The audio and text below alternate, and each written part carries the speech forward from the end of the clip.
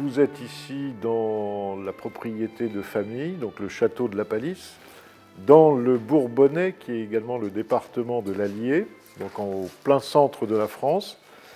Et cette propriété est dans ma famille depuis 1430. À l'origine, elle appartenait à Charles Ier de Bourbon, qui était comte de Clermont et qui, à cette époque-là, a souhaité attirer en Auvergne, et plus précisément en Bourbonnais, un puissant seigneur pour renforcer un peu plus son pouvoir. Et depuis, la famille n'a pas quitté le château, sauf une petite interruption, vous devez vous en douter, au moment de la Révolution française. Et donc, depuis 1952, le château est ouvert au public, est ouvert à la visite, ce qui permet de pouvoir faire face, tant bien que mal, aux travaux d'entretien et de restauration du château. Lorsque Jacques Ier de Chabannes a acheté le château en mars 1430, il n'était pas du tout comme vous pouvez le découvrir aujourd'hui. À l'origine, c'était une place forte médiévale qui était là pour défendre le passage de la rivière qui traverse le village de la Palisse. Ce qui correspond à la partie la plus ancienne, la partie que j'habite aujourd'hui du château, elle date du XIe et XIIIe siècle. Elle a été beaucoup remaniée au XIXe siècle. On a fait le tour du château, on dénombre en tout une soixantaine de pièces. Mais parce que dans les greniers, il reste beaucoup de petites pièces qui étaient ce qu'on appelle des chambres de bonne. Et oui, on peut estimer à une soixantaine de pièces, mais toutes ne sont plus occupées aujourd'hui.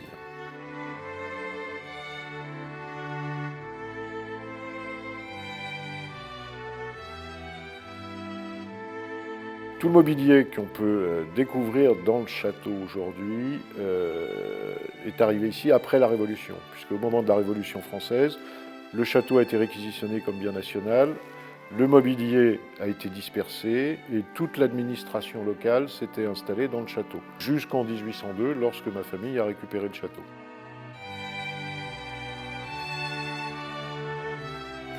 Voilà, avec un magnifique plafond Renaissance italienne, reconnu comme étant unique en Europe. Très rare à cause des losanges et des quadrilatères irréguliers, et puis les deux tapisseries là, qui restent de la série des 9 preux chevaliers qui ont disparu à la Révolution, qui ont été, 6 d'entre elles ont été retrouvées une centaine d'années plus tard. Ma famille les a achetées, les a installées ici, et sur les 6, 4 ont été volées en 1977.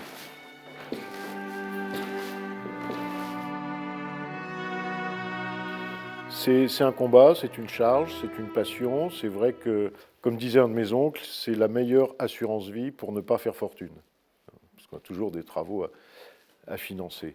C'est une passion parce que cette propriété est dans la famille depuis bientôt 600 ans. Ce serait dommage de baisser les bras et puis de s'en séparer. Moi, je fais ce que j'estime devoir faire à ma génération. Ensuite, la génération qui arrive, mon fils notamment, eux feront ce qu'ils pourront ou ce qu'ils voudront. Pendant trop longtemps, on a estimé, à tort, que le patrimoine, public ou privé, et l'entretien de ce patrimoine coûtait de l'argent. Alors qu'aujourd'hui, on sait que ça rapporte. On sait, grâce à une étude qui a été réalisée par le ministère de la Culture, que lorsque l'État met 1 euro de subvention dans le patrimoine public ou privé, à terme, ça lui rapporte 20 fois plus.